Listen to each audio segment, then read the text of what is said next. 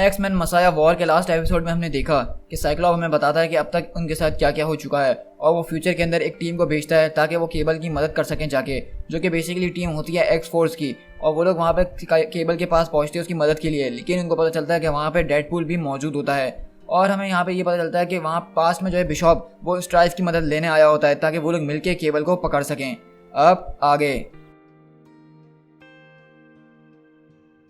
22.4 hours remaining और लोगन बोलता है कि मुझे बिल्कुल विश्वास नहीं हो रहा कि मैं इसको देख रहा हूँ।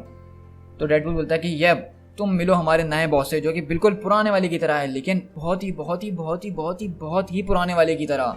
और वहीं पे हम देखते हैं होप पूछती है नेथन से कि क्या है ये नेथन, और वहीं पे केबल हमें अपने पर्सपेक्टिव से कहानी सुना रहा था और बोलता है कि ये एक सिंपल जवाब था, लेकिन मैं उसको क्या बोलूँ, मैं उसको समझाना कैसे शुरू करूँ, कि मैं उनको क्या बताऊं कि वो लोग क्या देख रहे हैं, वो लोग कौन सी जगह पे हैं। वो लोग एक ऐसी जगह पे हैं जहाँ पे इस वक्त एक एंशिएंट म्यूटेंट जिसने मुझे हमेशा से मेरे पैदा होने से मुझे मारने की कोशिश करी है, अब वो यहाँ पर राज कर रहा है।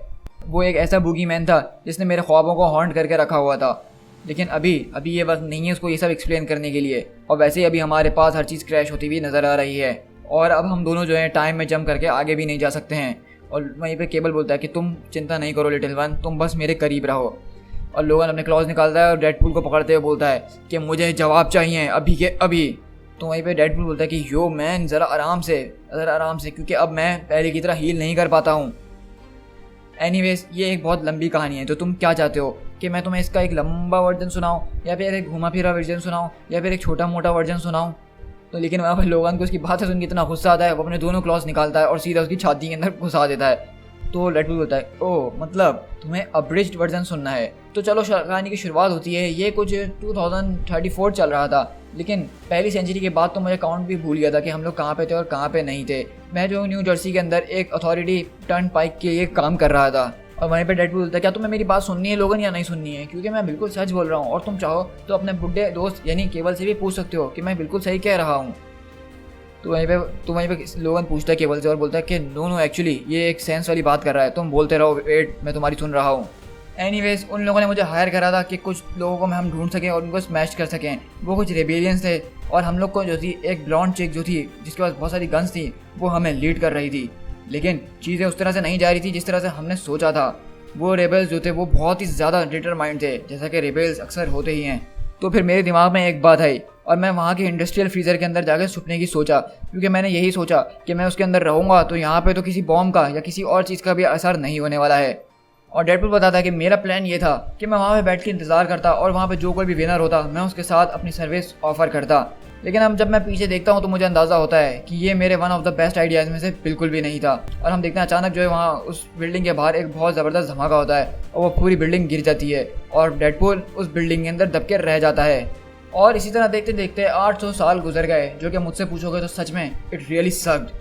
मेरा जो पहला गेम था टिकटॉक टॉय वो तकरीबन कुछ डिकेड्स के लिए चलता रहा बिल्कुल ठीक, लेकिन उसके बाद मुझे उससे बोरियत होना शुरू हो गई। उसके बाद फिर कुछ 50 सालों 60 सालों के लिए मैंने हैंगमैन खेला, लेकिन उसके बाद मुझे उसमें भी मज़ा आना ख़त्म हो गया और आखिरकार मैंने ऑनेस्ट टू गॉड एक स्प्लिट पर्सनैलिटी क्रिएट कर ली। लेकिन फिर वो जो दूसरा मैं था उसने मेरी ही बजाना शुरू कर दी और मैं कुछ समझ में नहीं आ रहा था कि क्या करूँ उसके सामने। तो वहीं पे लोगन डेडपूल को पकड़ता है और बोलता है कि तुम मैं आखिरी बार वार्न कर रहा हूँ कि तुम जल्दी से पॉइंट पे आ जाओ। तो डेडपूल बोलता है कि मैं तुम्हें बता रहा हूँ ना, मैंने तुमसे कहा था कि ये एक अब्रिज्ड वर्जन है, ये सबसे छोटा वर्जन है, इससे कम कुछ भी नहीं हो सकता। तो क्या तुम सच में ये भी जानना चाहते हो कि जब मैंने मोनोपोली खेली थी तो उसके पीसीस के लिए मैंने क्या चीज़ इस्तेमाल करी थी। और वहीं पे हम देखते हैं कि आर्कएंजल भी ये बातें सुन रहा होता है, लेकिन अचानक उसको दूर से कहीं किसी और चीज़ की आवाज़ आती है और लोगन बोलता है कि बस मैं इतना करीब हूँ तुम्हारे छेद करने के लिए। तो डेडपूल बोलता है कि ओके 800 ईयर्स गुजर गए, boom I mean literally boom. Outside the freezer हर चीज़ तबाह बर्बाद हो चुकी थी, वहाँ पर हर तरफ स्क्रैपिंग और बूमिंग थी और इसके अलावा मुझे कुछ भी सुनाई नहीं देता था। और उसके बाद जो मुझे याद है वो ये याद है कि कुछ लोग जो थे वो किसी तरह उस फ्रीज़र के अंदर आए और मुझे उस कॉफिन से निकाला, मतलब मेरे घर से मुझे बाहर निकाला। और फिर उन लोगों ने मुझे बाद में बताया कि वो लोग यहाँ पे किसी किस्म का खाना पानी या कोई और चीज़ तलाश करने के लिए आए थे, लेकिन उन लोगों को मैं यहाँ पे मिल गया। और वहीं पर डेडपूल बोलता है कि मेरा पिज़्ज़ा बिल्कुल फ्री होना चाहिए। देखो डेफिनेटली, क्योंकि उसने 30 मिनट से तो ज़्यादा ले ही लिए हैं अब। और जैसा कि मैंने तुमसे कहा था कि मेरा हीलिंग फैक्टर अब इतने सालों में वैसा नहीं रहा जैसा ये हुआ करता था, लेकिन अभी भी मैंने जो है उन लोगों को ओवर पावर कर दिया और आखिरकार उन लोगों के वेपन्स वगैरह उनसे चुरा लिए। और वहीं पर डेडपूल उन लोगों से बोलता है कि that's right bitches, I am your leader now. अब तुम लोग मुझे अपने फूड, वेपन्स और औरतों की तरफ ले चलो, और हाँ स्पेशली पहले औरतों की तरफ। इतने साल, इतनी सेंचुरीज में उस फ्रीजर के अंदर रहा हूँ, मेरी वो चीज़ें भी ब्लू हो चुकी हैं जिन लोग को तुम अब खुदाना भी पसंद नहीं करते हो। लेकिन मुझे लग रहा था कि वो लोग मुझसे डर रहे हैं, लेकिन वो दरअसल मैं नहीं था जो उनको डरा रहा था। चलो मैं तुम्हें एक हिंट देता हूँ कि वो कौन था। उसका नाम मेल खाता है बटर नाइफ से। तो वहीं पे केबल बोलता है कि ये पॉसिबल हो ही नहीं सकता है, स्ट्राइफ मर चुका है, और उसके अलावा तुम देख सकते हो कि ये सारी सेलेस्टियल टेक्नोलॉजी है, ये सब उसके हाथ कैसे लग सकती है। तो डेडपूल बोलता है कि हे आराम से नेट, मैं तुम्हें पूरी कहानी सुना रहा हूँ, तुम इतनी जल्दी कंक्लूजन पे क्यों पहुंच रहे हो। लेकिन केबल को गुस्सा आता है और बोलता है कि तुम क्या कह रहे हो, वो सामने शिप नजर आ रहा है, वो अपोकलिप्स का शिप है, मतलब अपोकलिप्स यहाँ पे है, और तुम ये कहना चाह रहे हो कि किसी तरह स्ट्राइफ ने अपोकलिप्स को हरा दिया है। तो डेडपूल बोलता है क्या क्या क्या तुम मुझे मेरी बात खत्म करने दोगे। जैसे कि मैं तुमसे कह रहा था कि वो स्ट्राइफ ही था, और ऐसा लग रहा था कि इस दुनिया के ऊपर कुछ ऐसा खतरनाक हुआ है जिसकी वजह से इस दुनिया के सारे लोग तकरीबन मर ही चुके हैं। और ऐसा लग रहा था कि तुम्हारा जो क्रेजी एस ब्रदर था वो इस वॉइड के अंदर जानबूझकर आया था ताकि वो यहाँ पर राज कर सके, क्योंकि अब यहाँ पे कोई था नहीं उसको रोकने वाला। उसने जितनी भी ह्यूमन रेस थी उनको कैद कर लिया था, उसने इस पूरी दुनिया को ट्रांसफॉर्म कर दिया था अपनी खुद की इमेज के अंदर, और वहाँ पे सिर्फ कुछ ही लोग बचे थे जो कि ह्यूमंस थे, और उनको उसने कैद करके रखा हुआ था। वो लोग आउट क्लास थे, वो लोग आउट नंबर, आउट गन थे, उनके पास तकरीबन हर चीज़ ही आउट थी। उन लोगों को एक डेस्परेट नीड थी, हेल्प, प्रोटेक्शन, एक साबुन की टिक्की और कुछ हग्स की। तो मैंने वही किया जो कि मैं कर सकता था। तो लोगन बोलते हैं कि मुझे गैस करने दो, तुमने स्ट्राइफ को ज्वाइन कर लिया।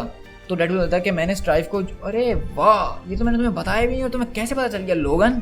तो वहीं पे लोगन बोलता है कि समर्स, आखिरकार तुम्हें ये सारी चीज़ें पता कैसे नहीं चली। तो वहीं पे केबल बोलता है कि देखो मुझे तुम्हें कुछ एक्सप्लेन करने की ज़रूरत नहीं है लोगन। तो लोगन बोलता है अच्छा, तो क्या तुम अपने डैडी को भी यही जवाब दोगे।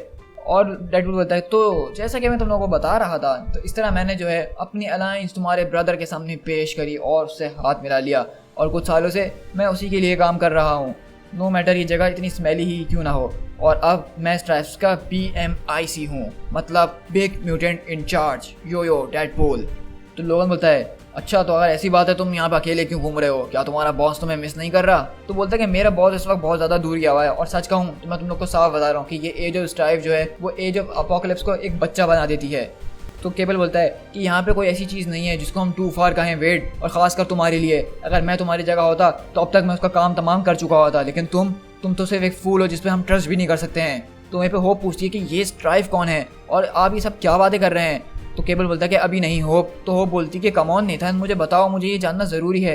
लेकिन केबल बोलता है कि मैंने तुमसे कहा ना कि अभी नहीं। तो डेडपूल बोलता है कि सीरियसली पीपल, मेरी भी अपनी कुछ लिमिट्स हैं, मैं जो हूँ अब पहले जैसा नहीं रहा हूँ, मैं अब बहुत मुश्किल से सर्वाइव कर रहा हूँ। तुम लोग यहाँ अचानक आ गए मेरे सामने, और मुझे दोबारा ऐसा लगने लगा कि ये पुराने वक्तों की तरह होगा, मतलब हम एक्समैन एक बार फिर दोबारा वापसी आ गए हैं। तो वहाँ पे लोगन बोलता है कि तुम कभी भी एक एक्समैन नहीं थे। और डोमिनो बोलती है कि हमें नेथन एक साथ रहना होगा, स्पेशली अगर ये स्ट्राइफ है तो हमें सोच समझ के ही काम लेना होगा। तो केबल बोलता है कि नहीं, ये स्ट्राइफ नहीं है, क्योंकि अगर वो जिंदा भी है लेकिन मुझे उस पर भी शक है, क्योंकि उसको मैंने अपनी आंखों के सामने डिसइंटीग्रेट होते हुए देखा था, और अगर वो जिंदा भी है तो वो कभी भी एपोकलिप्स से अकेले नहीं निमट सकता है। हम यहाँ से शिफ्ट हैं on the border of new celestial city, जो कि पहले न्यूयॉर्क कहलाता था, और हम यहाँ देखते हैं स्ट्राइफ और बिशॉप दोनों एक साथ आ रहे होते हैं। और स्ट्राइफ बोलता है कि मेरे पास पूरी दुनिया है चलाने के लिए, मुझे यहाँ पे अपना वक्त बर्बाद नहीं करना चाहिए। और स्ट्राइफ बोलता है कि हो सकता है कि तुम्हारी टेक्नोलॉजी ने एक एरर दिया हो और हम लोग शायद यहाँ पे वाकई में कुछ भी ना तलाश कर रहे हो।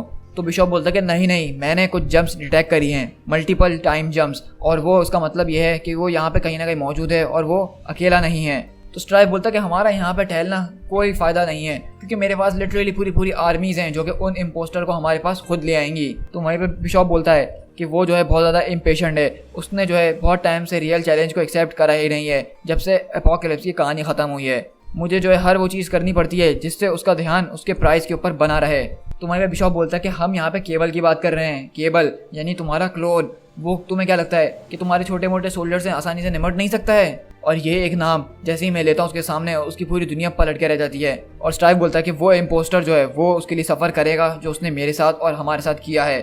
तो बिशॉप बोलता है कि हाँ, लेकिन उससे पहले हमें उसको ढूंढना ज़रूरी है, उसके बाद ही हम उस पर कुछ कर सकते हैं। और बेसिकली हम लोग यहाँ पे देख रहे होते हैं कि बिशॉप और स्ट्राइफ जो हैं उनको पता चला है कि यहाँ पे जो है कुछ टाइम जम्प्स पाई गई हैं, तो इसलिए वो यहाँ पे ढूंढने के लिए आए हैं कि यहाँ पे कौन आया है। और वो बताता है कि स्ट्राइफ और मेरे बीच एक डील हुई है, मैंने उसकी मदद करी एपोकलिप्स को हराने में, और इन रिटर्न वो मेरी मदद करेगा केबल को निमटने के लिए।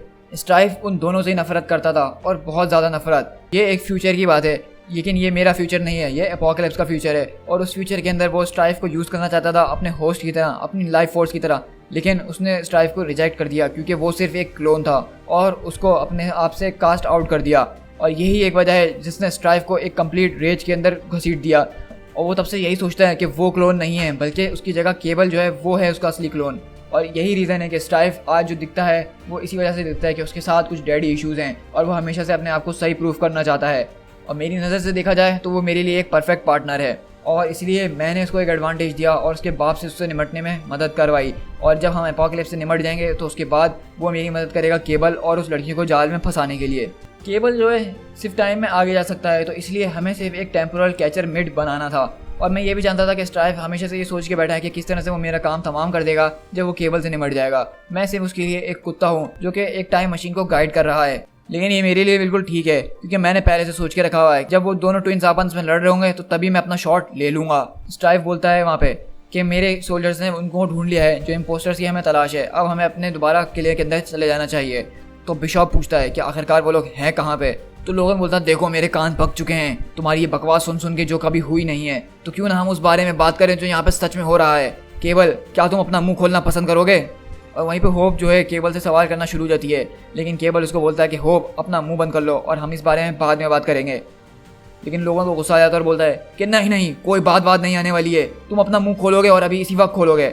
हमने तुम दोनों को उस म्यूर आइलैंड से इसलिए जाने नहीं दिया था कि तुम हमें कुछ भी ना बताओ, लेकिन अब अपनी तरफ देखो जरा, तुमने इस बच्ची की क्या हालत कर दी है, तुमने इसको कैसी जिंदगी दी है। तो केबल बोलता है कि लोगन तुम अपना मुंह बंद कर लो, तुम्हें इस बारे में एक चीज़ भी नहीं पता है कि हमने यहाँ पे कैसे कैसे वक्त गुजारे हैं। केबल बोलता है कि ये टाइमलाइन मैं समझता हूँ कि आइडियल नहीं है हमारे लिए, यहाँ पे बहुत खतरे हैं, लेकिन अगर मैं इसको वापसी प्रेजेंट के अंदर ले आया तो वहाँ पे ये आते ही समझ लो मर जाएगी, ये वहाँ पे थोड़ा टाइम भी नहीं रुक सकती है, वहाँ इसके यहाँ से ज़्यादा दुश्मन है। तो लोगन बोलता है कि नॉट आइडियल, ज़रा अपने चारों तरफ देखो समर्स, तुम जो हो एक टाइम ट्रैवलर हो, तुमने हर एक पॉसिबल फ्यूचर देखा हुआ होगा, लेकिन तुमने टाइमलाइन कौन सी चूज करी जो कि सबसे बदतरीन है। केबल बोलता है देखो मैं इसको अभी भी सबको हैंडल कर सकता हूँ और वैसे भी मैं चाहता हूँ कि ये इतनी बड़ी हो जाए कि ये अपनी चॉइसेस खुद ले सके, उसके बाद इसकी जो मर्जी होगी हम वही करेंगे। लेकिन लोगन बोलता है कि श्योर तुम अपने आप पे हो ना, मुझे लगता है कि तुम लोग दोबारा से एक स्ट्रेट वॉल के अंदर घुसने वाले हो और कुछ नहीं होगा। लेकिन केबल को गुस्सा आता है और वो लोगन के ऊपर अटैक कर देता है, लेकिन लोगन भी अपने क्लॉज निकालते बोलता है कि बस बहुत हो गया समर्स, अब ये समझ लो कि हमारा मिशन यहाँ पे ख़त्म होता है, अब ये समझ लो कि तुम्हारा मिशन यहाँ पे ओवर होता है। वहाँ पे वारपाथ बीच में आता है और बोलता है कि बस बहुत हो गया, तो तुम दोनों एक दूसरे की बाद में बजाते रहना, लेकिन सबसे पहले हमें ये पता करना होगा कि सेलेस्टियल सिटी के अंदर क्या चल रहा है और हमें यहाँ से क्या चीज़ रोक रही है वापसी जाने के लिए। लोगन बोलता है कि ठीक है तुम बिल्कुल सही कह रहे हो। और हम वहाँ पे देखते हैं कि होप बैठ के रो रही होती है, लेकिन वहाँ पे लॉरा आती है और उसको समझाने की कोशिश करती है, लेकिन वहाँ पीछे से आवाज़ आती है कि टारगेट्स एक्वायर्ड। और वहीं पे केबल बोलता है कि ओह नो, और हम वहीं पे देखते हैं कि केबल बोलता है कि ओह नो होप तुम मेरी तरफ आओ जल्दी से। और वहीं पे हम देखते हैं डैडू बोलता है ओके, मैं तुम लोगों को एक चीज़ मेंशन करना भूल गया था जो कि इस बारे में थी, मतलब ये कुछ लोग अभी भी यहाँ पे मौजूद हैं, सॉरी ये मेरी गलती थी। और इस तरह हम देखते हैं कि बेसिकली वहाँ पे स्ट्राइफ की पूरी आर्मी जो है इन लोगों की तरफ आ जाती है। To be continued.